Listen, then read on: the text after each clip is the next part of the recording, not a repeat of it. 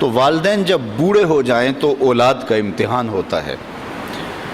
اور والدین کی ساری خدمت بھی اولاد کرے لیکن صرف ان کو کچھ معاملات کے اندر نظر انداز کر دے اور وہاں اپنی مرضی کرنے لگ جائے تو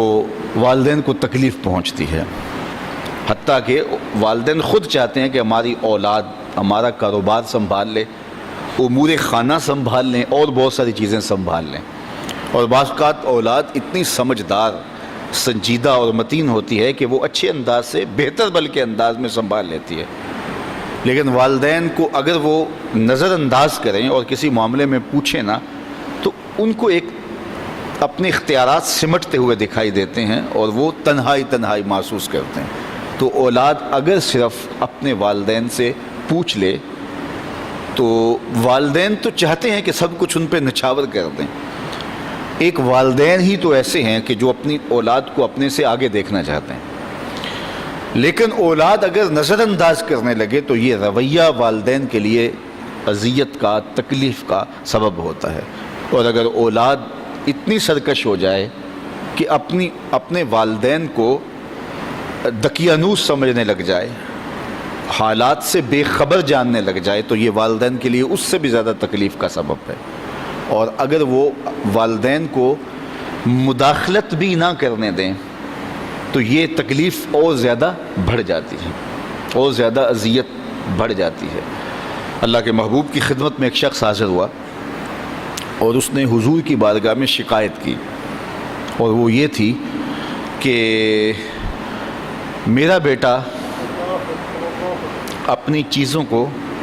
جو ہے وہ مجھے ہاتھ نہیں لگانے دیتا۔ تو آقا کریم علیہ السلام نے اسے بلایا اور فرمایا کہ یہ تمہارا باپ کیا کہہ رہا ہے؟ تو اس نے کہا کہ حضور اس کی عمر ایسی ہو گئی ہے تو یہ چیزیں خراب کر دیتا ہے۔ تو آقا کریم کی چشمان اقدس سے آنسو ٹپکنے لگے، اور آقا کریم نے فرمایا کہ ایک وقت تھا کہ تو اس کی چیزیں خراب کرتا تھا اور اس نے کبھی نہیں تمہیں روکا تھا، یہ دوبارہ وہ چیزیں لا کے تمہیں دیتا تھا۔ تو حضور نے اس وقت ایک تاریخ ساز جملہ ارشاد فرمایا، انتا و مالو کا لابی کا، فرمایا تو بھی، تیرا مال بھی تیرے باپ کا ہے، وہ تیرے مال میں، تیرے معاملات میں جس طرح چاہے تصرف کر سکتا ہے، اللہ نے اس کو اختیار دیا۔ تو ماں باپ کی خدمت یہ سعادت مندی کا راستہ ہے، اور ماں باپ کو نظر انداز کر دینا، ماں باپ کی بے ادبی کرنا، ماں باپ کی توہین کرنا، ماں باپ کو دقیانوس سمجھ لینا، ماں باپ کو کمتر جاننا، ماں باپ کے لیے رویوں میں سختی پیدا کر دینا، بلکہ فرمایا قرآن مجید میں کہ اپنے بازوں کو سکیڑ لو۔ پرندہ جب اڑتا ہے اور اڑان بھرتا ہے تو بازو پھیلاتا ہے اور پھر وہ اڑان بھرتا ہے، اور جب اس نے دوبارہ زمین پہ آنا ہوتا ہے تو بازوؤں کو سمیٹتا چلا جاتا ہے۔ تو بازوؤں کو سمیٹتا ہے تو وہ زمین کی طرف اترتا ہے۔